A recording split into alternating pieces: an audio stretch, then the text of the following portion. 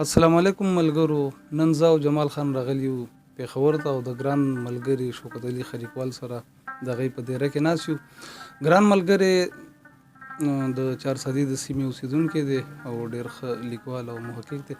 نو د ده سره به د ده د ژوند په هکله هم لږې خبرې کوو او بیا به خپل کلامونه ترې هم اورو. السلام علیکم. وعلیکم السلام. ښه خلیقوال صاحب، اول خو دا ده چې په کار دا ده چې موږ تاسو سره ډېرې خبرې وکړو. زړه مو غواړي چې ښه ډېرې دغه ستاسو نه واورو خبرې ستاسو ژوند او د فن په هکله. خو که اورېدونکو سره یا کتونکو سره زمونږ خپله لنډه شان پېژندګلو وکړئ نو ستاسو مننه. زما نوم شوکت علي خلیقوال دی او خلیقوال زما تخلص دی. خرکې زما د کلي نوم دی، نو ما په دغه وجه دغه نوم ځان سره تړلی روړی دی او خلیقوال تخلص دی زما. او زه د شبقدر دواوې اوسېدونکی ما، کوم چې د ضلع چارسدي برخه ده د هغې تحصیل دی د دغه علاقه کې پیدا شوی مې ما او ابتدایي تعلیم مې هم دغلته کړی دی. او بیا په 1998 کې پېښور ته راغلی ما او دلته مې خپلې تعلیمي سرګرمۍ او ادبي چې کوم وزغل دی نو تر دې دمه لګیا یو، په هغې کې خپلې هلې ځلې کوو. او په دغه لنډ غوندې زما پېژندګلو ده. په نثر او نظم دواړو باندې کار کوم لګیا یم. تر دې دمه زما 6 کتابونه چاپ دي چې پای کې زیاتره د نثر برخه ده او یو چې کوم دی نو زما د شاعرۍ کتاب دی. او انشاءالله اوس موجوده وخت کې زما 3 کتابونه چې کوم دي هغه چاپ ته تیار دي، خو په هغې کې لږ ډېر کار دی نو هغې باندې لګیا یم. انشاءالله هغه به هم ترسره شي او لنډه ده چې د ولس مخې ته به راشي. ښه خلیقوال صاحب، یو دغه ستاسو نه کوم تپوس چې په ادب کې تاسو بیا د تحقیق ته ملا تړلې ده چې دا ډېر یو پرمغزه او ګران غوندې کار دی، نو دې په هکله که تاسو لږ څه ووایئ. بالکل یقینا چې د تحقیق کار ډېر زړه ستړی کار دی او هغې کې ستړی ډېره زیاته ده. خو حقیقت خبره دا ده چې نن وخت کې ادب ته یا زه به د پښتو ژبې د ادب خبره وکړم چې دې ته د نثر ډېر ضرورت دی او په نثر کې بیا د ریسرچ ورته مونږ وایو یا تحقیق ورته وایو، دغه پاڼه مونږ نه ډېره پسمانده پاتې ده. زمونږ زیات د نوې کول چې دی دوی خو ښه د ادب سره تړلي دي، خو دوی زیات نظم طرف ته رجحان دوی لري او نثر دوی نه پاتې دی. حالانکې د نثر زمونږ مشران پوهان بار بار دا یوه غوښتنه کوي چې یاره زمونږ نثري لیکونه چې کم دي هغه ډېر کم دي. بیا دغه سره تړلي چې کم دی نو زمونږ ځینې شخصیتونه چې هغه زمونږ د پښتنې خاورې اتلان دي، هیروګان دي، مبارزین دي، هغې ډېر لوی کار کړی دی د دې وطن د ازادۍ دپاره، د پښتو ژبې دپاره، د پښتون دپاره، خو هغې باندې کار نه دی شوي او هغه په ګودونو کې پراته دي. نو زما همدغه هڅه په دې هکله باندې ما دې ته ملا وتړله چې یاره دغه کمې چې کم دی نو تر خپله وسه پورې زه کوشش وکړم چې څه ناسه کار پرې وکړم. نو دغه شان بیا تحقیق ته ما ملا وتړله او تر دې دمه دغه سرګرمۍ مې روانې دي. ګڼ شمېر کتابونه د هغې دپاره موږ مطالعه ضروري ده چې سړی مطالعه کوي. د تحقیق کار دا دی چې هغې دپاره د مطالعې ضرورت وي، هره خبره په دلیل او په ثبوت سره کولی.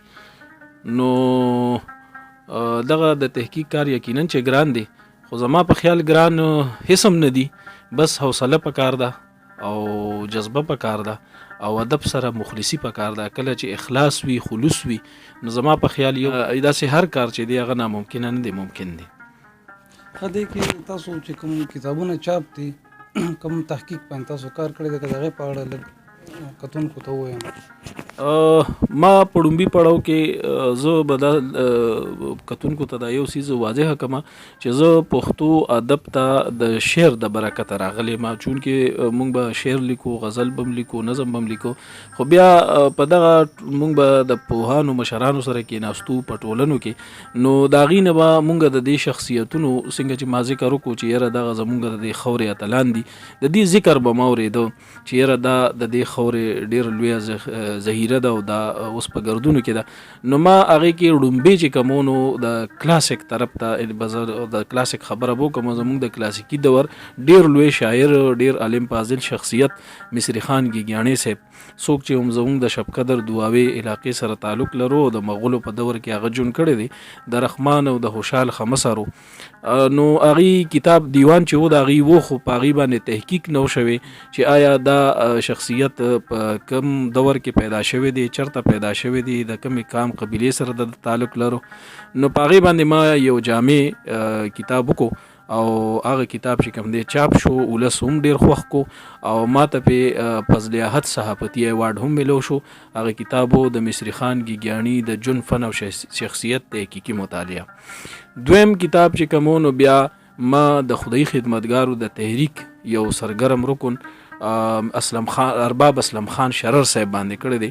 هغه هم د دغه د څنګه چې ما ذکر وکړو چې یاره دا خلک په ګردونو کې دي نو شرر صاحب هم هغې دغه نمرو کې شخصیتونو کې شامل وو. په هغې باندې داسې جامع کار نه و شوی. ځینې مقالو کې یا تبصرو کې به د هغې ذکر کېده خو جامع داسې کار پې نه و شوی. نو په هغې باندې هم ما یو کتاب وکړو ارباب اسلم خان شرر ادبي او سیاسي پس منظر. په هغې باندې هم ما ته د فضل احد صحافتي ایوارډ کوم چې زموږ د شب قدر دوابې علاقې سره تعلق لري هغه ځای نه د جرنالیزم ډپارټمنټ نه ما ته په ایوارډ راکړی شو. بیا په دریم پړاو کې بیا چې کوم دی نو زموږ د دغه سیمې ډېر لوی مبارز او مجاهد دغه چمنی خان او چمنی خان چې کوم دی نو د شب قدر دوابې علاقې سره تعلق لرو او د انګریزانو په دور کې چې کوم دی د پیرنګي خلاف هغې ډېر لوی جهاد کړی دی. باباجي ترنګزی سره په دغه جهاد کې هغې شرکت کړی دی یو ځانګړی کردار یې لوبولی دی. او بیا په هغې باندې دوو زمونږ قصه ګو چې کوم دی شخصیتونو یو امیر غلام صادق صاحب او یو عبدالوهاب دستی صاحب په هغې باندې منظومې قصې هم لیکلي دي. یو فلم په هغې باندې هم جوړ شوی دی د فلم نوم دی چمنی خان او دغه چې دی وحید ګل استاذ هغه بیا هغه قصې چې کوم دی په کیسټ کې ویلې ده خو په هغې باندې هم داسې لکه تفصیلا کار یا جامع بوته مونږ ویو نه و شوی او هغه هم په کردونو کې نو ما په هغې باندې کار وکړو او د هغې قام قبیله جون جواک دغه ټول حوالې ما په هغې کې راوړي دي. دا کوم څیزونه چې ما ذکر وکړو دا څیزونه پکې ما مخې ته کول. نو دریم پړاو زما د دغه کتاب و د هغې نوم دی چمنی خان او پیرنګي سامراج. بیا په څلورم پړاو کې زما د شاعرۍ کتاب و هغه چاپ شو چې هغې نوم دی ستا لوپټا که خپل ګریوان وجاړم. بیا په پنځم پړاو کې زما یو د تنقید او د تحقیق یو کتاب دی چې د هغې نوم دی کلام د چا په نوم د چا. نو دا زما په خیال د پښتو ادب اولنی کتاب دی چې په دغه هغه د په شعر او ادب کې چې کم د سخون او قصدن توګه کم کلامونه یو بل په کاته کې اچول شوي دي نو په هغې باندې ما یو تحقیق وکړو او هغه د کلاسیک نه واخله تر جدید دور پورې څومره چې هغه سخون توګه یا قصدن توګه خطایانې شوي دي هغه ټولې ما په ګوته کړي دي او په هغه کتاب د هغې کتاب نوم دی کلام د چا په نوم د چا او په هغې باندې ما 2 ایوارډونه اخیستي دي یو د پېښور ریسرچ لایبررۍ نه او یو د لکي مروت بنونه. شپږم کتاب زمونږ هم د شب قدر دوابې د سیمې د ولسي دور ډېر لوی شخصیت ملا احمد جان صاحب دی. ملا احمد جان صاحب په ولسي دور کې ژوند کړی دی او هغه په هغه وخت کې د 60 کتابونو مصنف و ګڼ شمېر کتابونه هغې لیکلي دي په هغې کې ډېر علمي په مذهبي حوالې سره هم او ادبي حوالې سره هم هغې ډېر لوی کار کړی دی او نو په هغې باندې ما یو کتاب وکړو او د هغې ژوند پن شخصیت دا مې دنیا ته په ګوته کو چې دا شخصیت په دې دور کې زیږېدلی دی او دومره ادب دپاره یې کار کړی دی. اوس موجوده وخت کې زما 3 کتابونه زه به دا وکړم چې کم ناچاپه اثار دي نو د هغې لږ ذکر به وکړم. زمونږ د شب قدر دوابې تاریخ تر دې دمه پورې نه دي لیکلی شوی نو په هغې باندې ما یو هڅه کړې ده او هغه کتاب انشاءالله تیار دی شب قدر دواوه او تاریخي پس منظر. دې سره تړلې د دغه کلام د چا او په نوم د چا 2مه برخه م انشاءالله چاپ ته تیاره ده او په هغې کې هم ډېر نوې نوې انکشافات دي چې کوم د دغې برخه ده د سخون او قصدن او 3م کتاب چې کوم چاپ ته تیار دی نو هغه زما د شاعرۍ کتاب دی نو انشاءالله لنډه را چې دغه بم د ولس مخې ته زر راشي. ډېر مننه. تاسو خو ډېرې ښه په زړه پورې معلومات هم راکړل ملګرو ته، او ستاسو چې کوم هغه ادبي سفر دی یا کوم تحقیقي سفر دی په هغې باندې هم تاسو ډېره ښه رڼا واچوله، او الله دې وکړي موږ تاسو نور هم هیلې لرو چې دغه سفر ادبي چې کوم دی او تحقیقي دا همدغسې دوامدار وي. نو کتونکي به هم په تمه وي د څه کلام اورېدو، نو تاسو که موږ ته خپل څه کلام ډالۍ کړئ ملګرو ته، نو مننه به وي. ولې نه زه به یو نظم ووایم، که امید لرم چې د اوریدونکو به خوښ شي، د ملګرو به خوښ شي. د نظم عنوان دی د غریب بچي پر یاد. مونږه د جون په هر لار داسې تار ولیو، مونږه د جون په هر لار داسې تار ولیو، اے مورې مونږ په نصیبونو دومره خوار ولیو. دا نړېدلې شوکېدلې دردېدلې ژوندون، د غم په اور تیکه تیکه او سوځېدلې ژوندون، اخر د کومو ګناهونو د سزا انعام دی، چې لوږه تنده وچې شونډې ستا او زما انعام دی.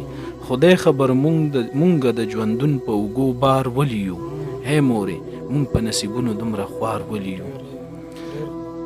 مننه. په دغه کلي کې خانان او نوابان اوسیږي، خپلو بنګلو کې په مزو واړه غټان اوسیږي. زمونږ د حال اړو تپوس نه کړي، پوښتنه نه کړي، دا به یې خیال وي چې خیرن راله کمیس نه کړي، لمنه نه کړي.